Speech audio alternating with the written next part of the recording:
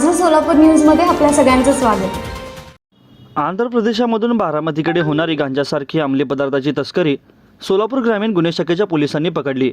या कारवाईत 459 kilo 340 gram गांजा जप्त करून 14 जणांना अटक करण्यात आली आहे।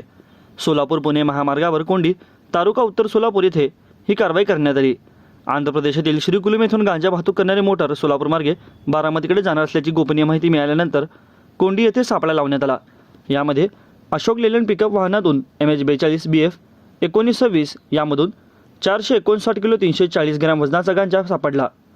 त्याची बाजारातील किंमत 1,46,900 रुपये एवढी दर्शवण्यात आली आहे।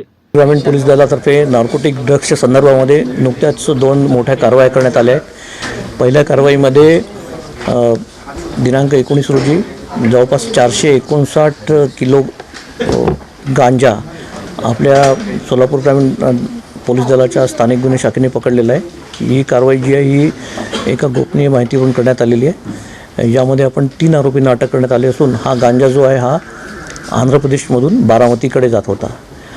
दुसऱ्या एका कारवाईमध्ये ऑक्टोबर महिन्यामध्ये मोहोळ पोलीस स्टेशनच्या हद्दीमध्ये नार्कोटिक ड्रग्ज अँड सायकोट्रॉपिक सबस्टन्सेस ॲक्टच्या अंतर्गत जी कारवाई झाली होती त्या कारवाईमधला एक महत्त्वाचा आरोपी जो इंटरस्टेट गँगचा मधला मास्टरमाइंड आहे त्याला पकडणं एक चॅलेंज होतं। त्या आरोपीला आपण नुकतंच गुलबर्गा येथून पकडलेला आहे आणि हा आरोपी जो आहे हा आरोपी एक मोठी गँग चालवत होता।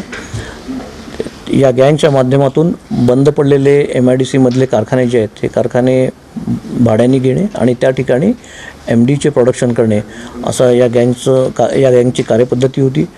या गँगमधील आतापर्यंत आपण 11 आरोपी अटक केले असून नव्याने 2 आरोपी अटक केलेले आहेत। असे एकूण 13 आरोपी आपण यामध्ये अटक केलेले आहेत आणि हा जो मास्टरमाइंड जो आहे हा राज्यातील इतर पोलीस घटकांनासुद्धा त्यांच्या गुन्ह्यामध्ये वॉन्टेड आहे। माझं सोलापूर न्यूज या YouTube चॅनलला सबस्क्राईब करा आणि बेल आयकॉन प्रेस करायला विसरू नका।